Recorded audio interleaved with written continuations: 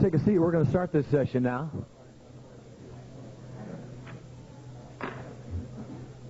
This session, as most of you know, is Techniques for Self-Improvement. And before we get started, I'd like to introduce our panel members. We're going to start out with Johnny LeClair from Mesa, Arizona and Riverton, Wyoming. Johnny? Right. Next, we'll go to Wade Driver from Houston, Texas. Wade? Yay. And then Decko from Arlington, Virginia. Right, Decko? Arlington? All right. It's the last place I mailed to you, anyway. Okay. My name is Mike Seastrom. I'm from Los Angeles, California. And basically, we'd like to touch some base a little bit on some several aspects of self-improvement techniques, and then focus in a little bit on music, which is the theme of this year's convention. Some of the areas that we're going to cover today include general aspects of self-improvement, and then on to a discussion of mechanical and learning aids for self-evaluation. We'd also like to go on and discuss specific areas of calling, from teaching through phrasing and timing, and also look at our music, some suggestions about programming, and then open it up to questions from you anytime during the session. If you'd like to stand up and ask a question or address a panel member regarding anything, there's a microphone on the floor, and we'd ask you please use that microphone. This session is being taped, and for the benefit of those who can attend or who would like to buy the tape, we'd like to keep everything recorded if we can, okay? Keep in mind that if we tend to get bogged down on a particular area or a particular subject and we want to move along to have time for discussion at the end of the panel, then I'll take the prerogative to call the question and move along a little bit, okay? First of all, some of the elements, I'm going to cover a little bit of a general overview here. When we talk about self-improvement, there's a process that we all need to go through, a general process of evaluation. And that process involves gathering facts of evaluation so that we can go about the process of self-improvement. All of us, as we've discussed before, by just merely taking the mic and becoming callers, are thrust into a position of leadership. And in that sense, it behooves us to periodically evaluate what we do and what effect it has on the people that we directly work with, our dancers, dance leaders, and keep that philosophy of evaluating what we do and improving what we do so that it enhances the enjoyment of the dancers around us, enhances what we can give to the activity, and also what we get back in return. All of us, I guess it's an understatement probably to say that all of us have an ego.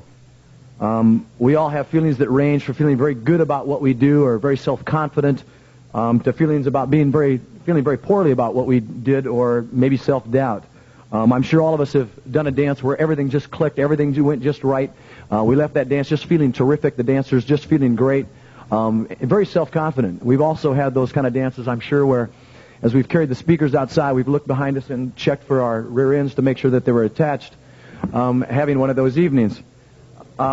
Because of our egos, because of our self-confidence, because of our self-doubt, at times we can be our best critics, or at times we can be some of our worst critics. And we occasionally need to look at the whole picture, not just our own ideas of what that picture may be, but the whole picture, and develop a personal thought process of evaluation that leads to self-improvement. First of all, we all have our strong points, and we all have our weak points. Sometimes it's beneficial to actually make a list. Sit down and make a list of your strong points and your weak points. Your strong points may be, for instance, you're a good choreographer. You happen to work on your choreography quite a bit. You keep your dancers moving smoothly. You keep the success rate of the floor up. You have a good group of loyal dancers. You might write these things down. You might also write down your weak points, too. For instance, maybe you might feel like I need to work more on my singing calls. Sometimes I forget the words. Or maybe you might feel that, well, I don't know an awful lot about music or voice, the care and feeding of the voice. You might even be so much to the point where you would evaluate something like conscious of your breathing. Do you breathe enough? Are you running out of air on the end of your lines? Those kind of things. It can even extend to points where it's your attitude or your position of leadership with your group, your utilization of your helpers and your people that work with you. Are you complimenting those people enough? Those kind of facets, and list these. Now, to list strong points and weak points, you need to not only gather information from yourself and your own personal thought processes, but you actually need to gather information from the people around you. And as many of you know, some of the people around you can be your best critics, or they can be you're not so good critics. Sometimes you'll have somebody that no matter what you say to them or what you ask for an evaluation, they're going to tell you everything's okay and it's super. And they can be of value when you're really feeling down, but when you're really trying to analyze things, that is not much of a help. And then I'm sure all of us have dancers where we travel out to, say, Bohonk or Arizona someplace, and we know that every time we go out there, there's a fella in that club that's going to tell us to a straight. And it's nice to talk with that guy. He'll tell you if it's too loud or too soft or too fast or too slow, and he'll let you know. There's people you can trust like that. So it's a matter of gathering that kind of information and writing that kind of thing down into a list and then being able to evaluate it and act on it. Okay, so once we write down these things, these strong points, these weak points, we actually need to make a list of priorities, what kind of things we want to act upon. It's been said that a person needs to reevaluate where they've been, where they're at now, and where they're going about every 10 years of their life. And this is kind of a general comment for people in general in their lives. I believe that because of the type of planning that we do as callers, that we really actually need to reevaluate where we've been and where we're going and where we are now, perhaps every 2 to 5 years, because of that type of planning and depending upon what your calendar looks like. You need to make decisions on your vacations, on your personal time, on your emphasis in calling, whether you want to teach more classes in the future, whether you want to include rounds or begin to queue rounds in your program, whether you want to do more traveling or less traveling. These kind of things need to be planned in the future. And as you know, and I'm sure all of us have been caught in the position where we've just plain been overextended. And it tends to affect your attitude, tends to affect the way you call your dances, the way you work with your dancers, and in turn tends to affect their attitude toward you. So basically what we're saying is list your strong points and your weak points, gather information from those people around you, listen well, make a plan of action, write down that list of priorities, maybe even set some short-term goals, long-term goals, make a plan of action, and then act. Basically we'll work better, we'll call better, we'll give more to our dancers, and we'll get more in return. Okay? Any questions, basically, or any comments in general? All right. What we basically like to do is go on with Johnny LeClair. Johnny's going to talk about specific aids to self-improvement, mechanical aids. Okay? Johnny?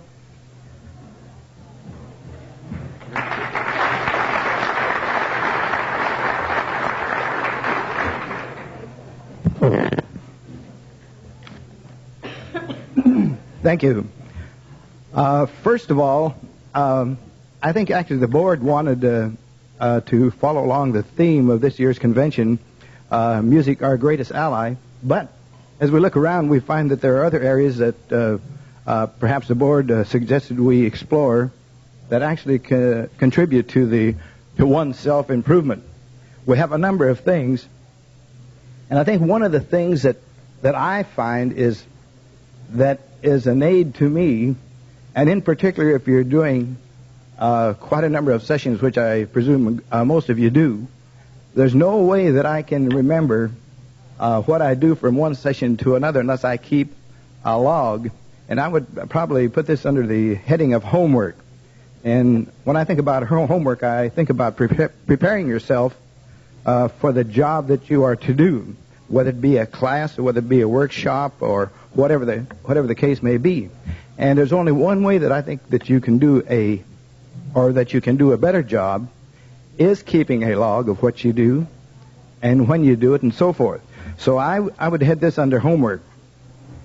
Keep a complete log of when you teach a particular thing or when you use a particular singing call, or how much you review it, when you reviewed it, how much you're going to teach at the next session or what you are teaching. And I think this is one of the things that I would consider definitely an aid. It is for me, and I think it would be to a lot of you callers. I think that perhaps in the planning stage of the homework that you are going to decide, in other words, if you do this work prior to going to your class, that you will decide what you're going to teach, if there are trouble spots in the things you're going to teach, how much time you're going to spend for review, and so forth. So I think if you keep a log of this, then you know exactly what you're going to do or what you have done. And to me, this is one of the aids that would be to your self-improvement. As I think back of the aids as we go along here, if we don't say to ourselves, we're going to do this and keep doing it, then it's doing us no good whatsoever. So once we get into a program like this, we've got to be faithful to the program. In other words, if we start a log of what we do and we plan what we do, we've got to keep with it. We can't vary from this particular program. If we do, it's doing us no good whatsoever. So I think that one of the things we've got to do is to plan, do the homework of what we're going to do, and then follow through with that particular plan. There are a number of things that we can do that fall in the line of aids. One of the things would be books, magazines, note services. To me, it's like reading the local newspaper. It brings you up to date on the things that are current, what's happening. You may be in an area where you don't travel that much and you're interested in what the other parts of the country are doing, or for that fact, around the world. And I think through these particular things, such as books, magazines, and note seminars, that you are able to see what other people are doing, what other leaders are doing, and so forth around the world. Some of the things that you might derive from this particular type of thing is the fact that some of the note services offer certain type of insurance that maybe you are not able to get in your particular local area. This is one of the things. Another one of the things, to be able to keep abreast of the latest and perhaps new singing calls. Some of the publications take the singing calls and look them over and suggest or have a suggestion to what they like and so forth. So this may be of help, in particular to the newer caller or the isolated caller. Also in the field of choreography, a good many of the note services offer expertise or expert information by some of the outstanding choreographers from all around the country, giving their ideas on the things that we teach or how they teach a particular movement, and also perhaps in the field of newer movements. If this is your cup of tea or whatever that may be, you would have the opportunity to look at these particular things and find them through the publications. Also, one of the ways from the publications of CALLERLAB itself, keeping abreast of the quarterly movements and their teaching presentations and so forth. One more of the aspects of keeping abreast with publications.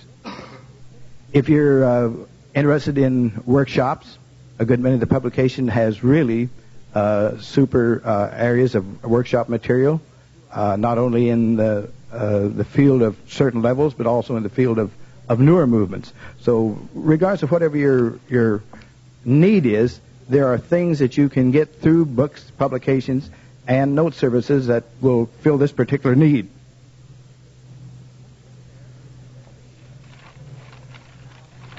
I think one of the things that might be helpful is the fact that some of the new note services offer different methods of calling. If you're interested in sight calling, or if you're interested in zeros or equivalent, whatever the case may be, there's a lot of these that have this particular a type of information for you. So I think that one should subscribe to as much of these as you think is necessary, and that you will really benefit from the good many things that are involved in those. I think one of the things that I have found that as I look through these, I trust the information that is put into these publications, because a good many of the authors are very well known, very respected, and very talented people in the square dance field. So that saves me a lot of time, perhaps, of looking through and finding out what I think is some benefit to me. Another one of the aids to self-improvement, and I think probably this is one that we don't, as callers, do as much as we should, and that is actually getting down on the floor and dancing. We, as callers, tend to maybe call what we like and not maybe what is good for the dancer. And I think once we put ourselves in the role of the dancer, we can readily see that maybe perhaps some things don't flow with another movement, how they're tied together, and also the tempo that we like to dance or that we call may not be the tempo that we like to dance. So I think by getting down on the floor and dancing with the people, putting ourselves in the role of the dancer, that it's going to make us become aware of the things that we should be doing. And to me, this would be a great aid, and I think probably this is one of the areas that we are very lax in, that when we get a chance to maybe get in and dance, we don't. We probably stand in the corner, visit with the rest of the callers, if there's any callers around. I think every opportunity that we get, we should get on the dance floor and as my wife says, you get down in the jungle. And I think we're guilty of not doing this. One of the new, and I have had no experience, I've had a little experience with the actual operation of video recorders, but in talking to some of the callers who run callers' colleges and seminars, they're beginning to use video recorders. And this is one of the newer aids, and I think this could be used to a great advantage to you as a caller. If you would believe, and there's no reason to not to believe what this particular unit will tell you. I was talking to Frank Lane, and I think he uses the video recorder for a number of reasons in his callers' college. One was your enunciation. In other words, evidently they take a close-up of your mouth and see that all parts are working. He said, so many of us, we don't open our mouth, and this is one thing that we can see, and there's no way of getting out of it. It's there. And I've also had, now whether this would be any benefit or not, I've also had the idea that I would like to videotape my beginners group at the start, and maybe halfway through show it, and maybe at the end show the final results. Now, I'm not sure that this is a good thing, but I've had this in the back of my mind, and I may do it. One other thing that the video recorder will do is to show you exactly how you look to the dancer. Whether you come out and whether you scratch yourself or dig your head or whatever the case. We all have little old things that we do, you know, and we're not sure that it's pleasing to the audience or to the dancer. So when we play these back, there's no way of getting out of it. It's there, and there's no way that you can repudiate the camera. So I think these are things we can look at and say, hey, I don't stand straight. I hump over, I got my hand in my pocket, or I scratch where I itch, and whatever the case may be. And these are the things that we do and we don't realize that we're doing. So this may be one of the real benefits that we can check on as far as I think probably you'd probably play the tape back to and I think one of the things that we are getting away from is the fact that how we dress, how we appear to the dancers. It's like somebody asked me this morning where I got these shoes. And I said, well, they don't go with square dancing, but I mean, these are things that we don't realize we're doing. So this would certainly be a way of checking that. One of the things that's been around for quite some time, and I think is probably the biggest aid as far as we are as callers, is the tape recorder. I think every so often, and we would have to be honest with ourselves, to every so often tape our programs, whether it be a dance, whether it be a workshop. And this tells you all, again, there's no way of hiding anything when you do something like this. It's there. If how we teach, are we reviewing enough? Are we explaining things properly? When you play this back, you're listening to what you have presented. And I think this is really an honest way to evaluate what you're doing. But if we go through all of this and then we don't do anything about it, then we have lost what we have started to do. It does nothing for you if you go through all of the procedure and at the end say, yeah, well, I'll do it later. So we've got to be dedicated to our program of helping or improving ourselves. So, and this tells you what really you are doing, and there's no way of lying about it. I guess there are three words that I'd have to say in getting towards the end of my presentation would be initiative, discipline, and objective. I think first of all, we've got to initiate, we've got to take it on ourselves to initiate a program that will help us as a caller, or help you as a caller. We've got to initiate that particular program. We've got to sit down and, like at the beginning, plan a program or plan things to check yourself. to really analyze how you are doing things. Once we do that, then we come up with the word discipline. It's just like anyone in the Olympics, the swimmers, the runners, whatever the case may be. They have to discipline themselves to follow through with that, to adhere to that particular program. Because again, we're getting back to the point, if you set up a program and then you don't do it, then there's no award as far as helping yourself.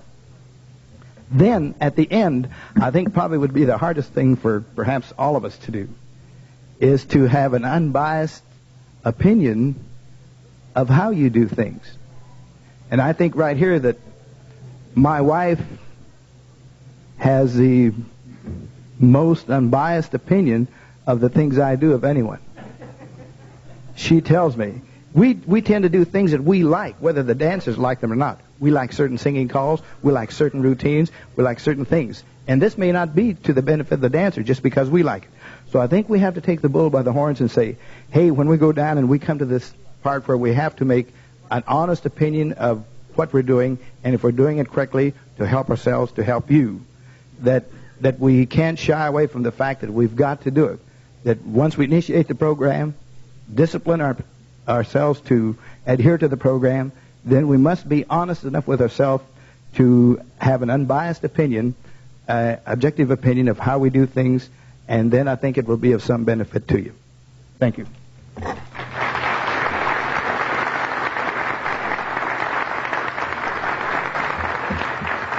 Does anybody have any specific questions for Johnny? Anybody like to address any questions? Great. Okay, well, listen, we'd like to go on, and although not originally listed on our panel, we found that there was a specific area of this panel on self-evaluation that we would like to see addressed in this manner, and Wade graciously agreed to join us, and so next up, Wade Driver. Wade? Thank you.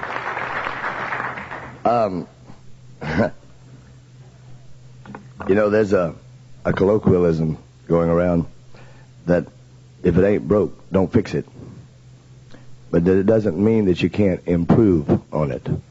Now, if when you go out to call, you have one square, you have at least 8 people who either enjoy what you're doing or like you enough to overlook it. One of the two. All right? Now,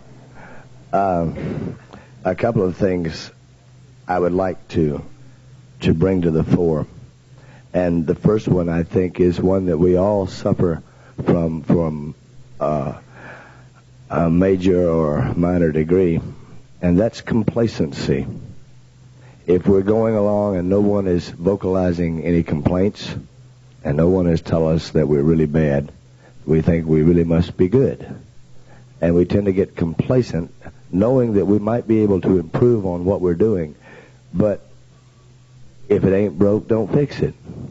And complacency, I think, is something that will cause a program to deteriorate faster than anything, really, because no one wants to be bad.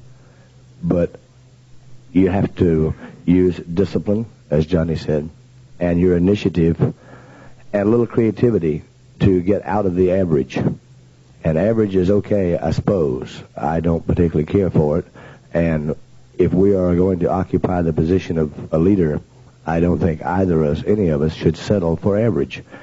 Now, the second thing I want to get before I get into any of the technical aspects of what I'm going to go through, the second thing is share your ideas.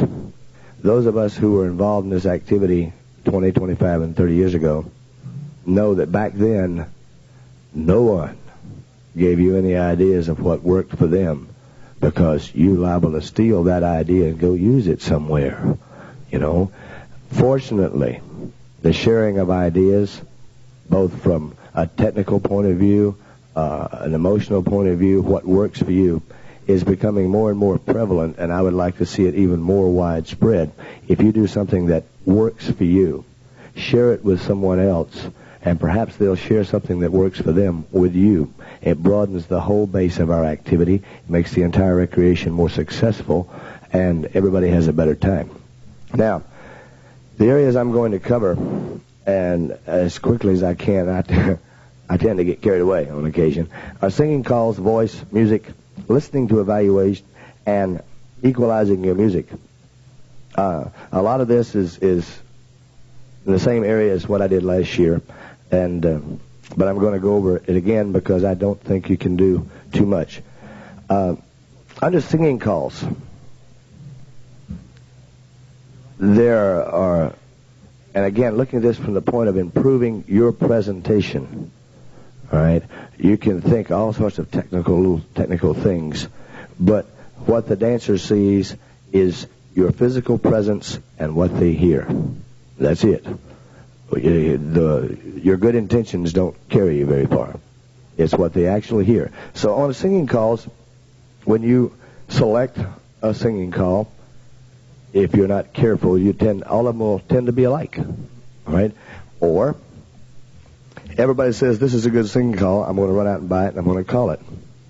But if it's not suitable for you and your own distinctive style, it can do much more harm than good.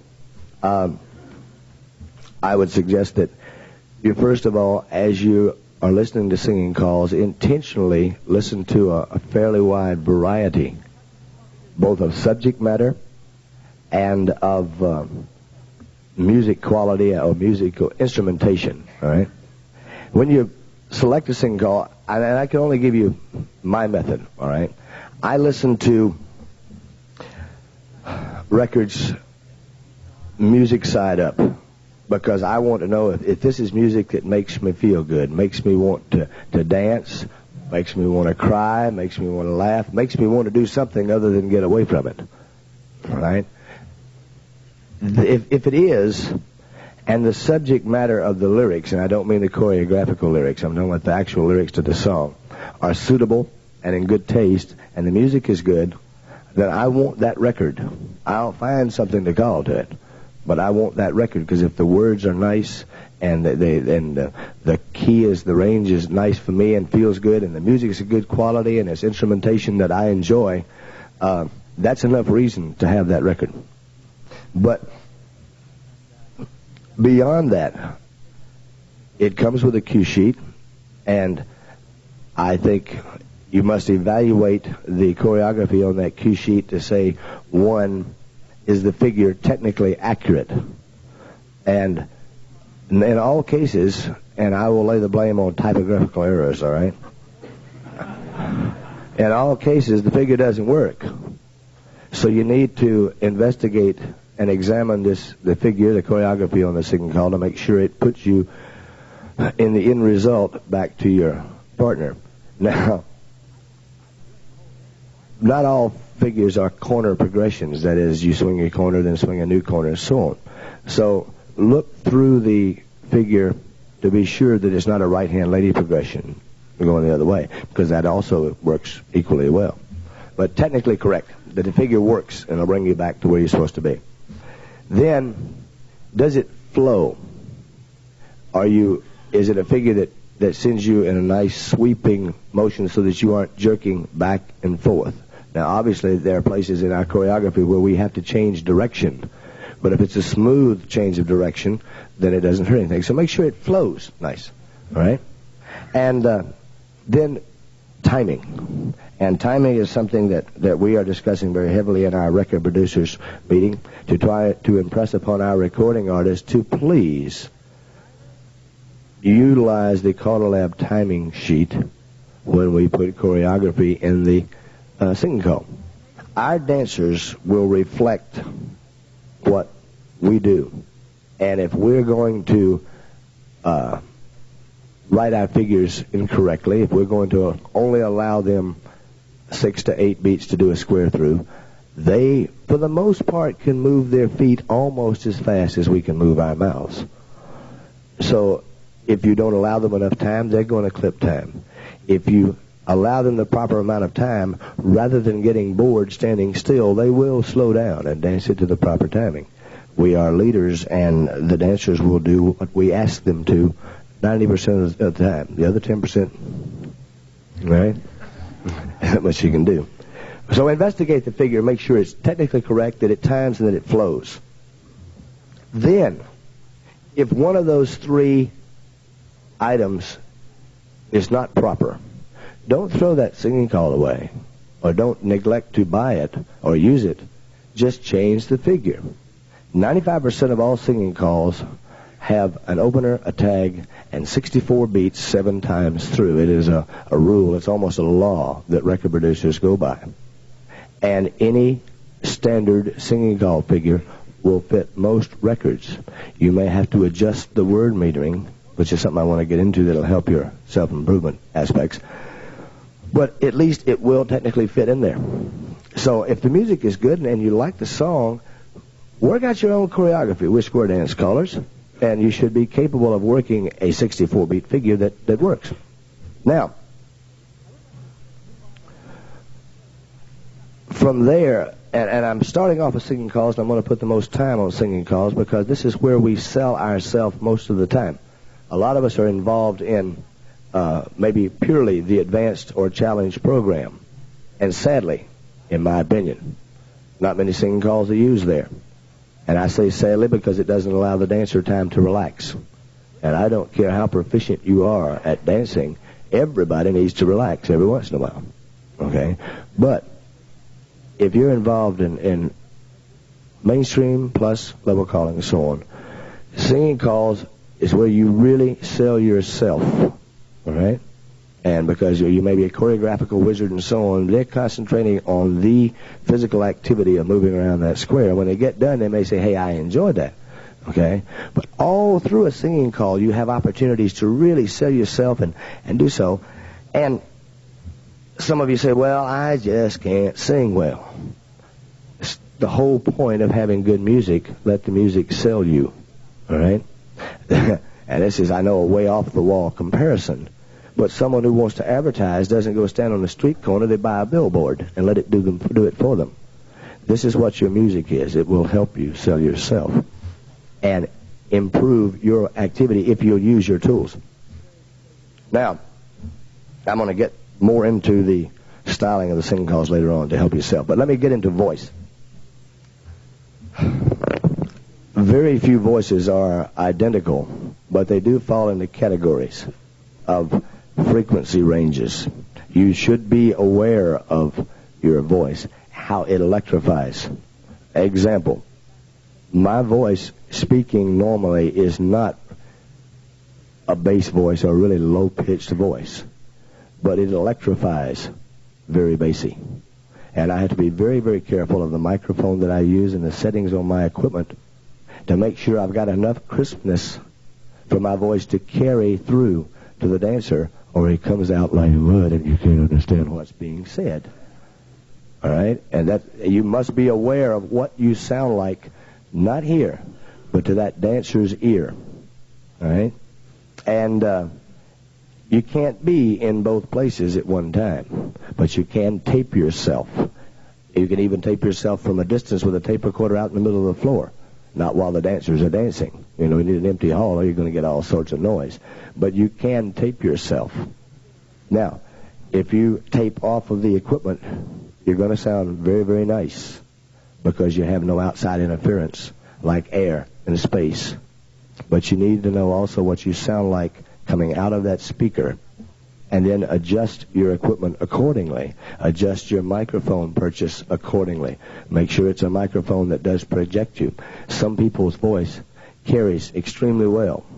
If it does, be aware of it and don't blow them down with voice volume. If it does not carry very well, which mine doesn't, I have to be very careful that they can hear me in that back row, because I think everybody, for the most part, is more paranoid about being too loud than they are too quiet. And sometimes as we're thinking, our voice tends to tail off, and it tends to tail off, and they lose something out there. Now, so be aware of your voice and what it sounds like and what you can do to improve it. Now, I know I'm going over this rather quickly, but there's so many aspects, and there's not that much time. The pitch. Let's tape yourself and find out if you're flat. Right? If you are flat, if you're not on key, practice. And this is, again, is dumb, but if it's good enough for opera singers, it's good enough for us. When nobody's listening, okay? When no one's listening, sing your scales and try to get them on pitch. Do, re, mi, fa, so. You know, it's been working for singers for 1,000 years. It's going to still work. And listen, if you can't tell whether you're on pitch or not, you're somewhat tone deaf. All right? And I don't say that facetiously, because I had a young man who was learning to call that I was working with. They were just so flat, it was incredible. He said, how do you know? And that's just the way it is. But it doesn't mean, no, don't call. All right? Everyone doesn't have perfect pitch. Everyone is not an excellent singer, but they might have a vibrant personality. They might be a choreographical whiz. They might just be fun. All right? So when that case arises, be very selective as to the singing calls and the music that you use. Make sure they're not high-styled singing calls, but things that you can prompt call, prompt call and cut up with the dancers. The object of this recreation is for you to provide a presentation of square dance calling that makes your floor enjoy themselves, go home and say, I had a good time and got my money's worth. And whatever is required to do that is what we're being paid for. Now, so if you sing well, utilize that voice. If you don't sing well, utilize that voice. All right? You just have to put a little more thought behind it. Blend. May I borrow? Let me have that. Either one of those, I don't care. Listen to your music and see what you can do. For example, if you have a rather deep voice, you need a little contrast. You need some place to put your voice. Now, most records, when we cut them, we try to leave a frequency gap in there, approximately in the mid-range, where a voice fits, just lays in there. It doesn't always happen that way. It'd be nice if we could always be successful, but it's not. So you have to listen and make sure your voice is not fighting one of the instruments in there. If it is, adjust your equipment to compensate. For example, hello.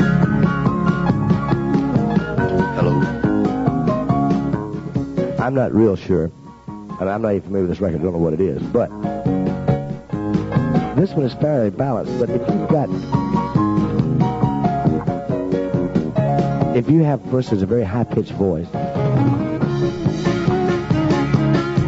and you've got that record set like that, you and that horn are just going to go crazy, and the people are not going to hear a thing you've got to say. Now, obviously, I've got this EQ'd way up. But say this is the way the record sounded normal. You've got to get rid of that thing, right? So get rid of it. Then they can understand what you got to say. That's the same volume, but different tones. All right? Because I took out that high-pitched treble. Now it's up there, and if I've got a kind of a high-pitched voice, they're going to have a heck of a time hearing me. Now, I don't. So I have no problem with that horn. I just go to town because it's not fighting me. But music's like that. There it is up there like that. I'm trying to talk right in the middle of that thing, and there's no way you're going to pull me out of there because I'm in the same frequency range as that thing. All right? You've got to have a differentiation between your voice and the music that you're using. The bass thud, okay, of a kick drum is way down at the bottom. It is the lowest frequency range you're going to have most of the time. And it's not going to interfere with anybody.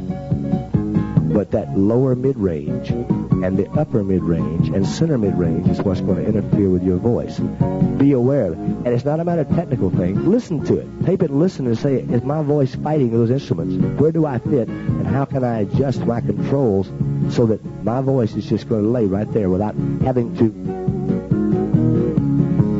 Well, I can't raise it, but without having to have me so loud that it sounds unbalanced. You should still be able to come over to normal volume and music, and it all blends together.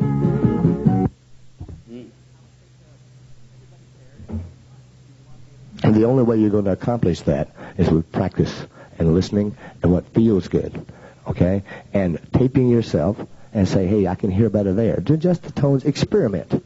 Take the initiative and the discipline to experiment and get creative with what is available. Music. Move it as quick as you can, Mike. All right. On your music, check your range very, very carefully. The key that a tune is recorded in is totally irrelevant. Totally irrelevant.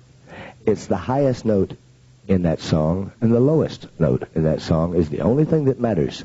If you can hit the lowest note required with clarity and ease, and hit the highest note in that tune with clarity and ease, you have nothing to worry about. And it's totally irrelevant what key it's cut in. If you're comfortable with it, and you know you can hit that one, I can hit that one, then rear back and get after it, okay? Instrumentation. You have several. There's such a widespread variety of music available today that there's no excuse for using the same thing. You know, as I said last year, I had a club approach me and said, we'd like for you to do a dance, all rhythm records dance. How boring. I can't think of anything that'd be more miserable. Because, I mean, I've been using, well, I've got about 12 musicians, of which I use 8 in each session. But I've been using the same ones for 7 years. You know, I know what they sound like, and I think they're very good.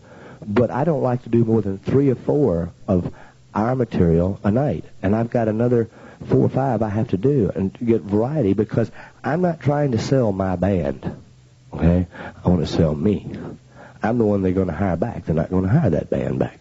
I want my dancers to be happy and enjoy themselves, and the dance to be well balanced and well called. So get a variety. You know, fellas will come up, and it is flattering, and I do take it as a compliment. I do appreciate it, so I don't mean it as a put down. But a guy come up and say, you know, 90% of every record in my case is a rhythm record. I think that is not real smart. All right? That is really not real smart. Because you need a variety, you know. And dancers come up and say, you didn't call any of your records tonight. Well, it might not have fit, you know, and I might not have been in the mood for it. Particularly if we've been in a recording session or doing vocals and all. I get sick of them things. I hear them all the time. But you get variety. Both of not just labels, but styles and sounds. Get a little Dixieland in there. Get a little big band sound in there. Get a little, and then you differentiate, a little country in there. And get a little country western in there. There's a difference. There's a big difference between country and country western. Get some fun stuff. Get some organ stuff in there. Get you a well-rounded variety of music available to you. And then you sit back and say, what would be neat for this crowd, this tip, tonight? What fits right here? And then you have your tools to use. Don't limit. I mean, if you're a repairman, you're not going to make a sales call on a house with a screwdriver and a pair of pliers. Take your toolbox. And it says music, listening to evaluation. First of all, I have a question of can I improve? There is no question you can improve if you're just not complacent. Anybody that says, I am doing the best job I can do. No, I won't say the other word I'm thinking. No, you're never doing the best job you can do. You're never as strong as you can be. You're never as fast as you can be. You can improve on it if you want to improve badly enough. Listen to the quality of music. And this is not a sales pitch, all right? We are striving very, very hard in our record producers group to produce nothing but good music. I implore you, do not accept bad music. There are too many labels and too many men and women working their selves hard to produce good music. Please don't, just because you like a tune, don't accept bad music. Pass on it. Force those, even if it's by accident, and Lord knows we do our share too, even if it's by accident or lack of caring, whatever, pass up bad music. Pass it up. Because I can name you 40 labels off the top of my head that I know put out good quality music that you can use. And if you hear a song and it's a good song and you want it and that music's not good, go in search of that title. You'll find it somewhere on another label that is good. All right?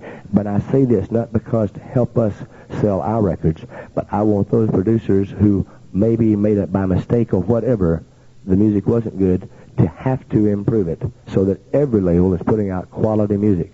And then our whole business is going to be easier. I want all the good music I can use because I get bored with mine, and so I want some somewhere else that I can use. So listen to the music and make sure it's good. We have what we call transparent mixes. You should be able to look at music and see right through it.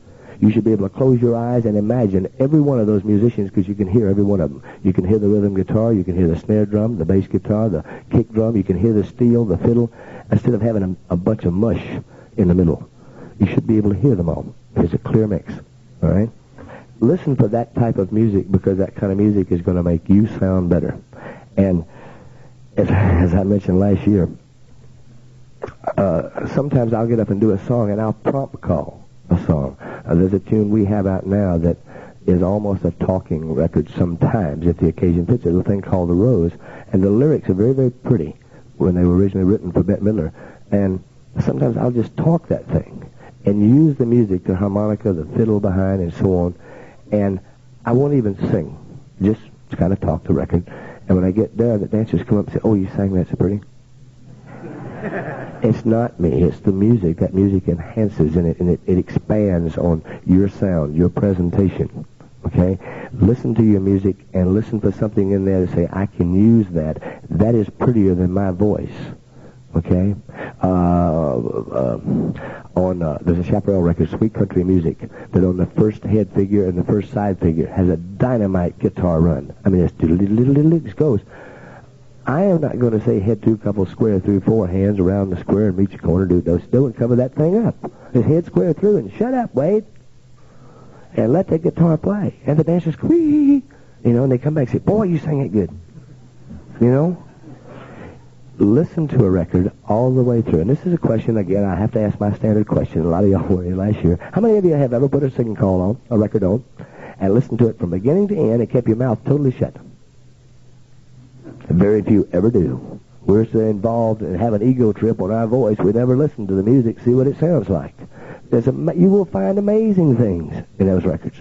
If you just listen and then say, is that in a place where I have to say something, or can I just be quiet right there? Where's the in tune to saying, hit 2 couple square through and they get 4 hands around you do it? It's fine, but it's also not necessary at all times. You can have head square through. They know what it means. They'll get there. You can have head square through, do-si-do. It's not do-si-do and around you go. Can be, if it's useful and if it fits. Doesn't have to be. But you can head square through, do-si-do, swing through. Try it once. It's tough. It's tough. I promise you. Just to call and keep your mouth shut.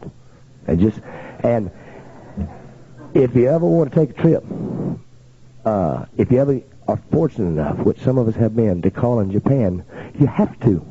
Directional calling messes with their minds, boy. They don't understand English, but they know what the figure means. And you're doing a sing call, hit 2 couple square through. Do-si-do. Swing through. Boys run. Ferris wheel. Pass through. Swinging promenade. The end. Nothing else. And boy, do you find out whether that music is good or bad or not. All of a sudden you call a tune you just thought was the greatest thing since sliced bread. And you see, hit 2 couple square through. And that's all that's coming over that microphone. You get no help. That one goes into file 13, and you go find another one. Listen to your music. See what it has that can help you, and use it. The last thing, next last thing, equalizing. The 2 bass and treble controls on your turntable is basically a 2-channel graphic equalizer. Now, Jim has a new set out upstairs that you can put a full-blown equalizer into, which I have a 16-track equalizer at home, which I can use. It's too much work for the most part, right? But there's a 2-channel equalizer on this thing, and I would like to correct some of the myths, as I did last year with those who were there. If your music is too bright, you can turn that bass up till the cows come home, and it's not going to have a thing to do with it. Because that's not, all you're doing is increasing the volume and the output of the lower half of the frequencies, and that's not what's bothering you. Now, for example,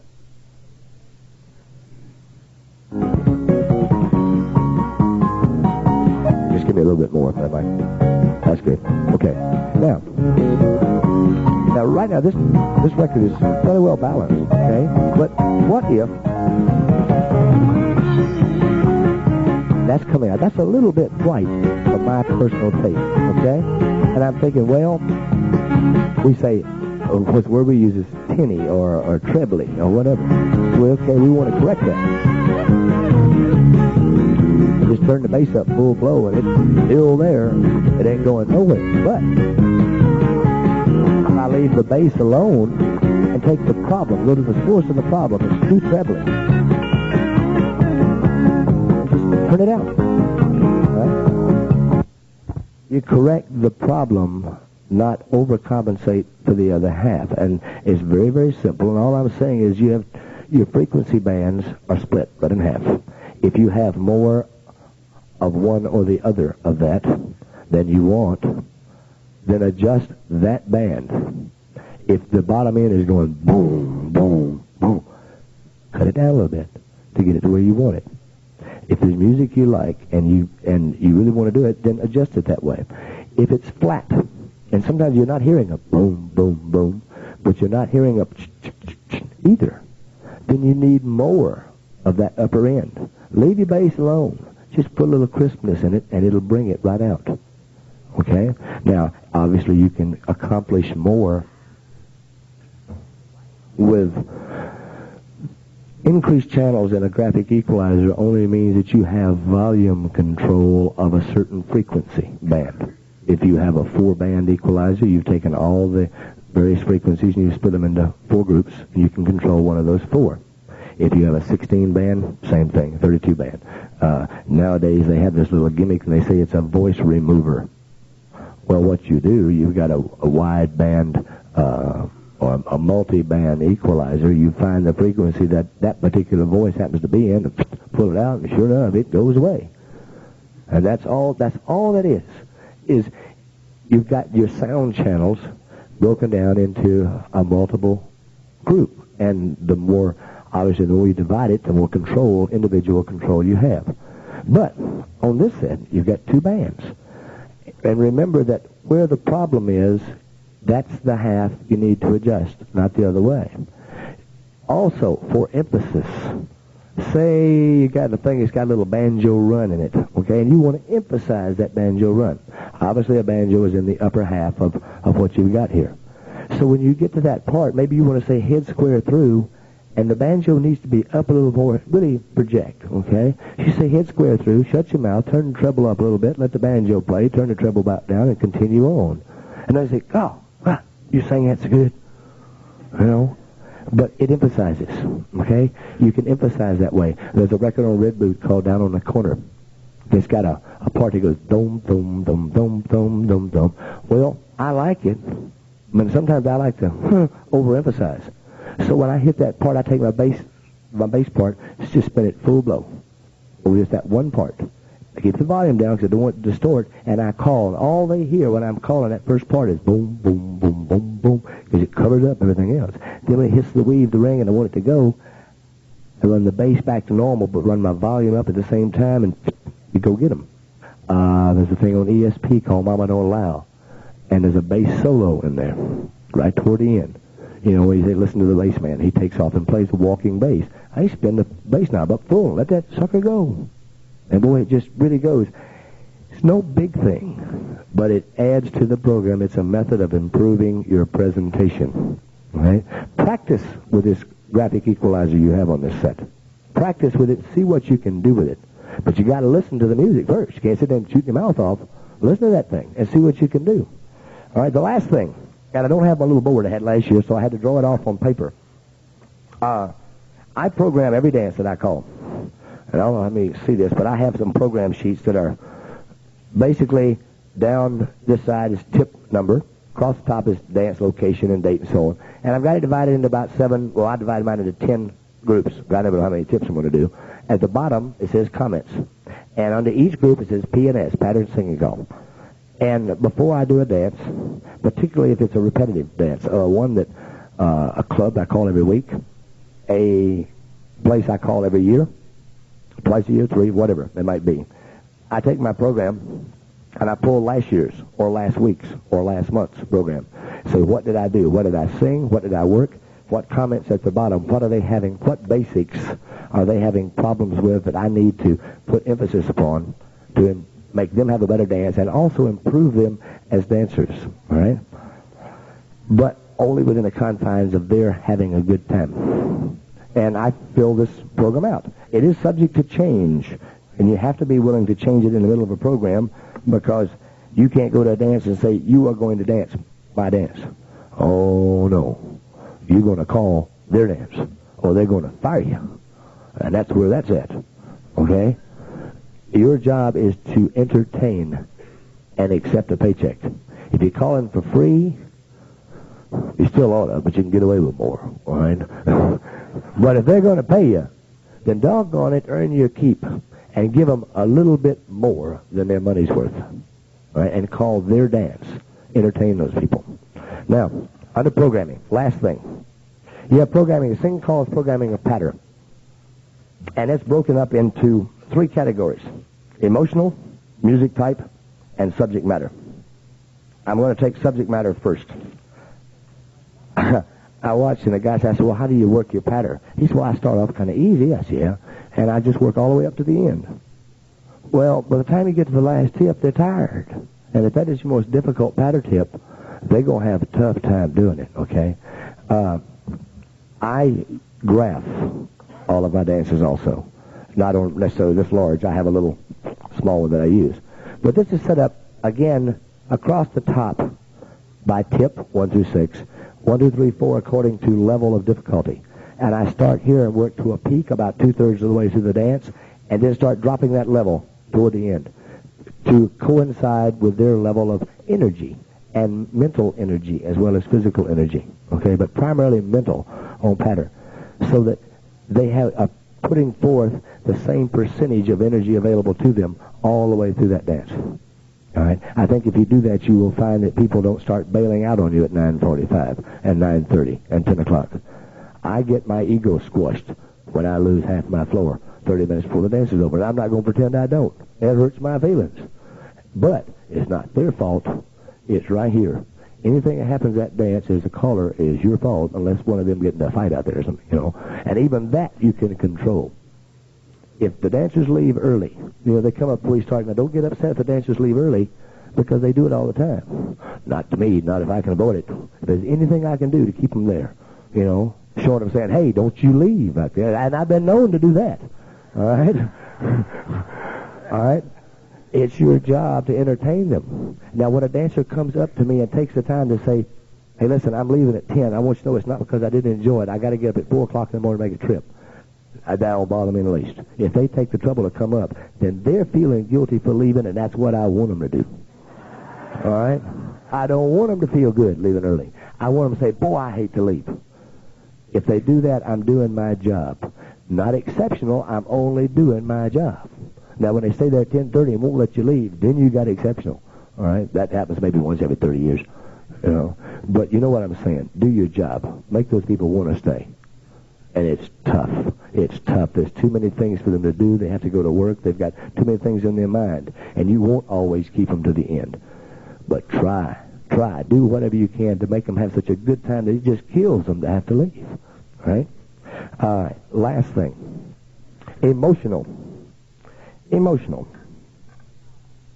If you can control the emotions of your dancer, he or she will do anything you wish in the way of choreography, hand clapping, shuffling, loud, soft, whatever. You've got to get control of them, all right? I also write out a program sheet for for singing calls every dance I do. And again, I don't have my little blackboard, so you'll have to see this little thing I use. It's a graph. And down the side is emotional level. 1 being beep, hanging from the rafters. 4 kind of just laid back, okay? And 2 and 3 obviously in between. And across the top are tips. If you start off a dance, now I'm talking about a standard dance, now not a weekend, because then you got to play that by ear. But a standard dance, I'm not going to start them off hanging from the rafters. I have no place to go. I mean, if you do that, then say, I hope you enjoyed the dance and go home, because it's over. I've given you my best shot. Everything else is downhill.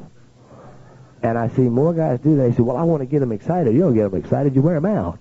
And you've already given them everything you got. Start this thing off. Look at your crowd and say, hey, are they an average night, average age, average emotional thing? Try to get there a little bit early and set your equipment up and kind of wander around. How you doing? Fine. God, I had a rotten day. You know? How you doing? Boy, guess got a raise today. Whatever. Find out where your crowd is. You can talk 3 or 4 couples and get you a pretty good cross-section. Find out where they are. If they're kind of tired, say, boy, I hope this is a good dance, because I feel like getting up. I might kick that first tune up just a little bit peppier, and say, hey, we're going to have fun. All right, they say, boy, it's been a hectic day. I just feel like just kind of just really gliding along tonight, you know. Then I'd let them do it. They're paying at the door, you know. Anyway, but on average, I normally start with a middle-of-the-road tune. A nice, solid, not a laid-back, not an upper, just something that's good and solid, nice rhythm, and something that I can observe my floor without having to concentrate hard on that sing call and see what reaction I'm having on them. If I start off nice and smooth and I'm just plucking along and I say four ladies chain, yay! Well, they done told me, hey, babe, get this thing, jack this thing up and let's get on it. All right? And let's get in there. So the next time I'm going up the hill right quick, you know. But if they're out there and I'm doing just a kind of a medium smoothie and they're still, you better take your time and ease them up. You still want to get them up. I don't care what happens. You want their emotions. I call their dance choreography. And I'll try to make sure they have a good time. I want the emotions. I want total, complete control of the emotions of that floor. So that if I say, four ladies promenade, I want to hear it on that floor. And if I say, hey, boys, you play another, I want to hear nothing but feet shuffling. I don't want to hear a single sound. You know, when you're doing this and you say, well, now those four ladies chain, yay! You're doing something wrong. All right? You're doing something wrong. And that's where it's at. All right? So, working program and kind of build them up. I build mine up to a peak, about the third tip, and then drop them right back out. And I get the greatest personal satisfaction out of seeing a crowd just hanging from the rafters. And I come back the next tip and lay them down, and you don't hear a sound on that floor. I got them. I got them when I do that. And if I got them, they going to get me back. And that's how I make a living. And that's where it's at. So control your emotions. All of these things, we all perform to a greater or lesser degree. Find out what degree you're performing these things. Find out how much initiative you're using. I love those three things, John. I really do. How much initiative you're using, how much personal discipline you have in your presentation. And set your objective and say, I want to be this good by such and such a time. And don't be a talker. Be a doer. Don't say, I'm going to do that. Boy, that'd be good if I did it. Do it. Improve yourself. It'll make you feel so good you can't stand it. Thank y'all.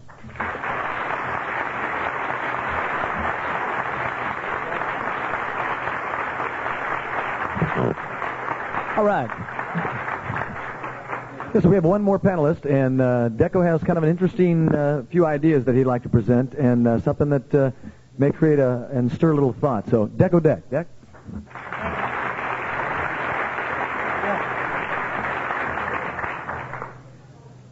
Wonderful thing about following Wade, everybody knows Wade, and nobody knows me, and I feel very comfortable about that right now.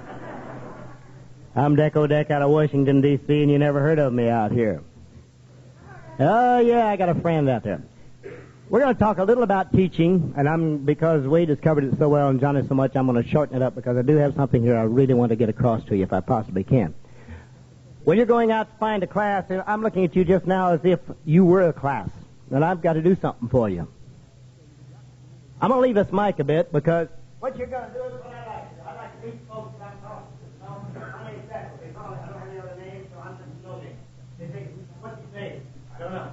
But what I want to say is, when you're out in the class, people, you're talking to people, you've got to kind of have a little press to play like a Baptist minister on a fun drive, you know? You want to get out there with them. The only way you get out there with them is get out there with them. Your attitude is absolutely the only thing that you need to work on to teach people to square dance. You've worked hard and you've been very serious about what am I going to do and how am I going to do it and be correct. But when you walk on that floor with those kids, and we're talking about teaching now, your attitude has to get out of you. You have to get yourself out of yourself and get your projection out to the people that's out there. Don't care about me. We all think, boy, how do I sound? How are they going to judge me? What am I going to do? I look all right? And we get confused with our own self. We get self-conscious. Even before classes we do. The best thing you can possibly do. Fellas, get yourself out there in the boys. Get out among them. Put your whole heart out there. You don't care how you sound. You just want to get your message across.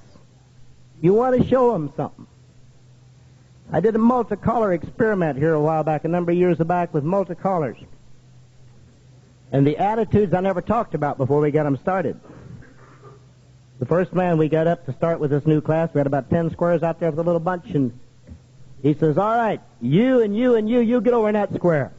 You over in that square, you get over there. Now then, I'm going to teach you something.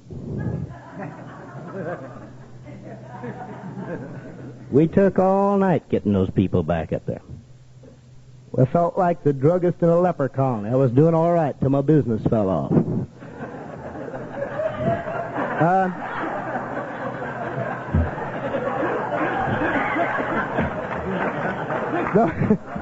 How many times have you felt that way, huh?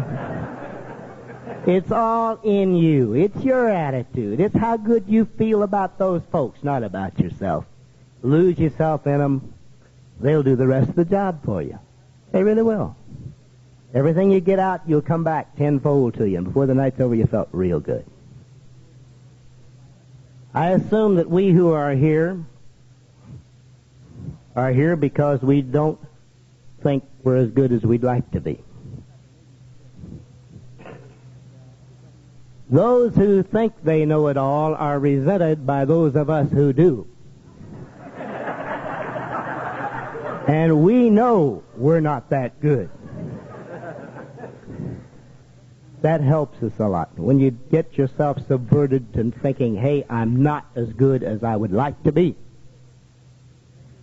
I'm going to short-circuit this teaching showmanship thing. We've had good showmanship here. We've had it all. So I don't have to teach you a thing or say anything to you about showmanship or attitude more and teaching. Let's get down to something I have in mind for you because I know that I'm getting a little short. What have I got left? 5 minutes?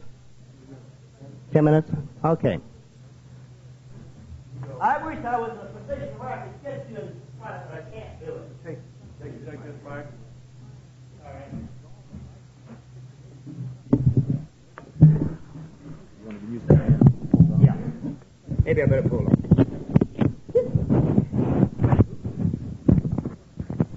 Okay, we on? Good.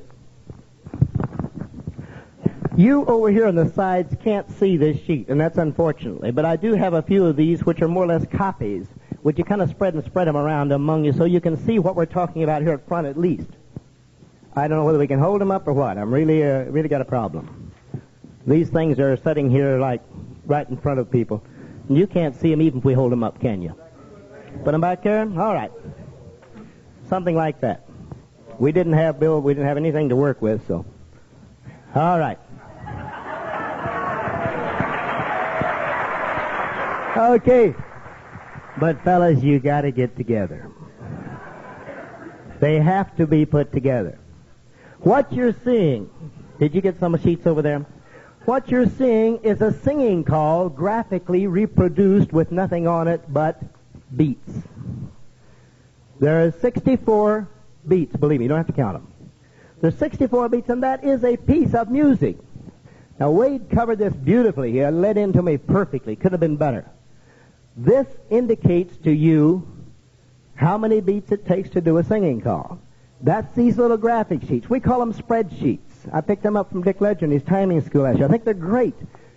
Every singing call now I do when I'm choreographing a singing call is to take one of those sheets, which is a miniature of this, and graphically put that singing call, as I want to do it, choreographed on that sheet, and look at it. All right? Now, fellas, you got a problem. We got to turn the sheet back. Boy, is this putting it together. Wow. All right. Okay, they've got it matched up. I want you to look at something. Do you know... all right. This is a singing call that is on the back side of this record. I have reproduced it exactly as it is called. What I want to get a message to you across today, and if I get nothing else, is that we have spent millions and millions of man-hours in choreographics and the science of choreographics. We've spent very little time on the art of calling, on the musical aspects of our calling. The music is so good that we want to sound good. Therefore, we're up here calling on beat 1 where the music really is, the heavy phrase. So we're robbing the dancer. We've done it for 40 years. We're robbing the dancer of his first beats of music that he loves. We took it for ourselves because we want to sound good. On this particular singing call, and if you get the chance to take some of these sheets, we'll try to get some more available to you. Most any singing call you pick up nowadays is going to be heavy loaded on the heavy side of the music with us calling, because we sound so good. When you stop to think about this a minute, and then I'll keep going, because I know I've only got a few minutes, unfortunately. When you stop to think about this, if this is a phrase of music, like a musical thought, da-da-da-da-da-da-da, where's the dancer going to start? Where's he going to put his foot down? Where's he going to take that lead step and say, music, I'm going? Well, he can't do it when he says heads, that's the first beat, or 1 and 3, first and second beat. He can't, about the 4th, 3rd beat, lead, right? Probably he can hit it just about the 4th beat and know what he's going to call. So where's the dancer starting? In the middle of the music. So we all say, dancers, don't crawl up on my back. Stay back here. I got to get faster to keep ahead of you. You're supposed to stay back. Is it his fault? We're not using the music. We're creating the word phrasing. We're creating the timing. We're letting him latch on to us instead of hanging on to the music. Would you like to hear this and then kind of follow it like the bouncing ball? I don't use this as a bad example because there's lots of them.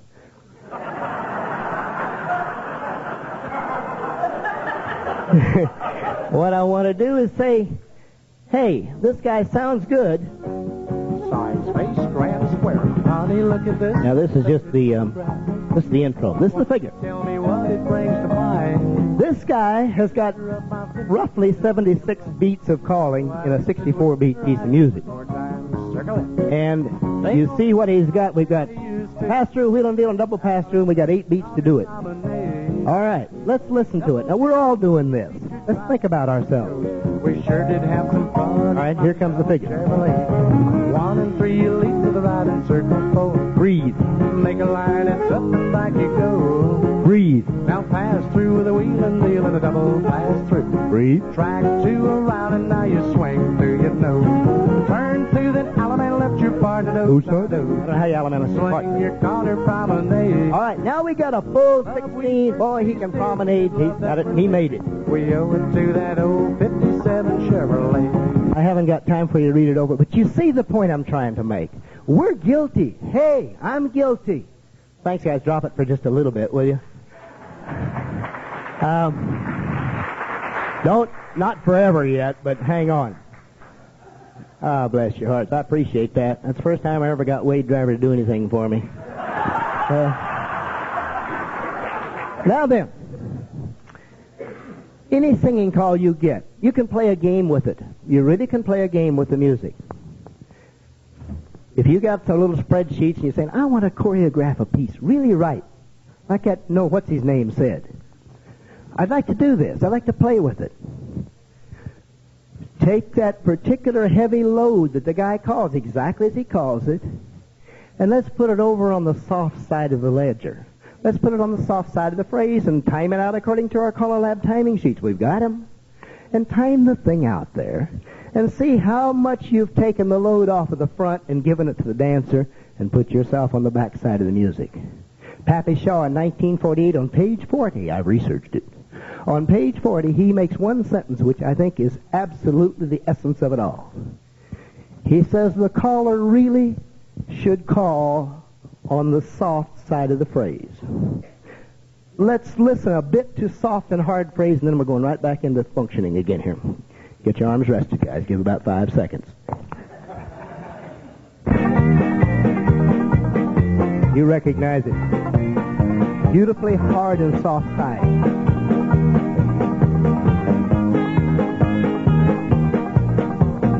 1, 2, 3, 4. Now, where do you want to start normally?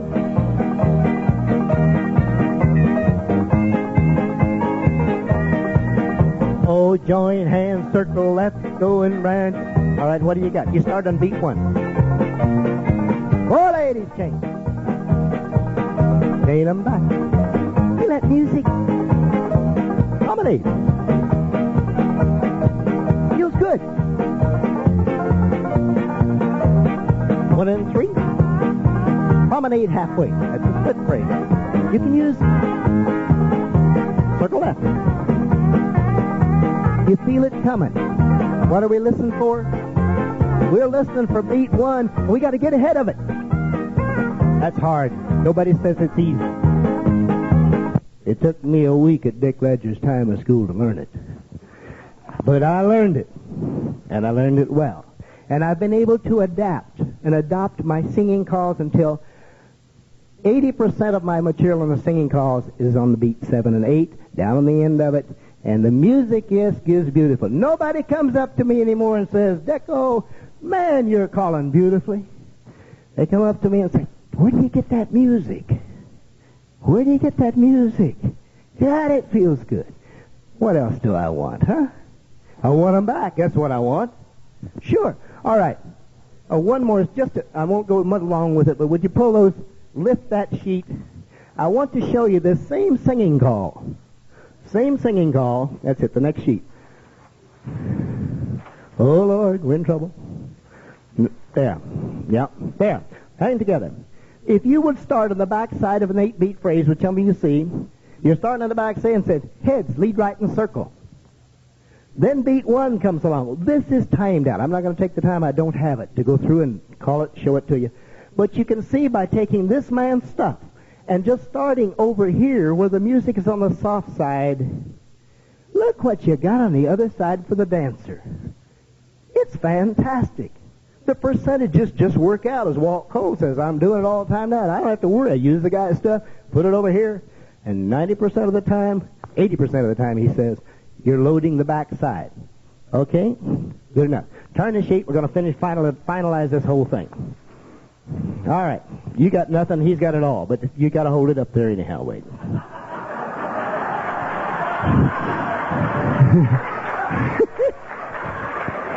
I'm glad we didn't talk to him before this show started. All right. This is what you're seeing on the little sheets, isn't it? This is the old Queen's Quadrille. I researched it from Dick. It's a practice thing. If you want to take something home with you and would like to try this, just like to try it. It's new to us, but it's an old idea. We're trying to develop it into an art form. Take a sheet, make out 64 lines, and put this call right here on it. Or put it on a card right in front of you when you practice. And put on some music and listen to it a bit. And we're going to do the old Queen's Quadrille. And let's listen to it go. Same song. Heads right on it through. Time to talk. Same ladies change. Side, right on it through. Same ladies change. You can meter your words. Join hands, circle to the left. Yeah, corner swing. Promenade.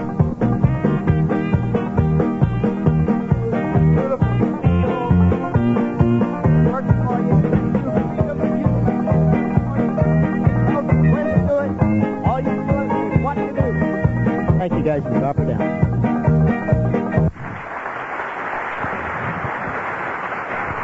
One last little second. I thank you for your attention. It's a novel idea which Dick has had in his head for years. Others of us are picking it up. Frank Lane, John Jones, we were talking about it last week at their sessions. I've talked about it here with others. There's a lot of interest in this idea of developing our own art internally in the studio room. When you go back to practice, would you take a little card? And you don't have to use the Queen's Quadrille, but get you a little series of 8s and make them fit. Put that card up there, and before you ever start to practice, every time, put some record on, and about 4 or 5 times, try to do that. Try to do it. You'll find it feels good to you. It refreshes you. You get interested in your music again. You pull out music and say, my God, that was good. Why did I throw it away? And we use it. If you will do that, even if a few of you do that and come back next year, and I hear that you've gained something and improved your calling by virtue of learning to work with this music this way. I've done everything I can. Thank you very much.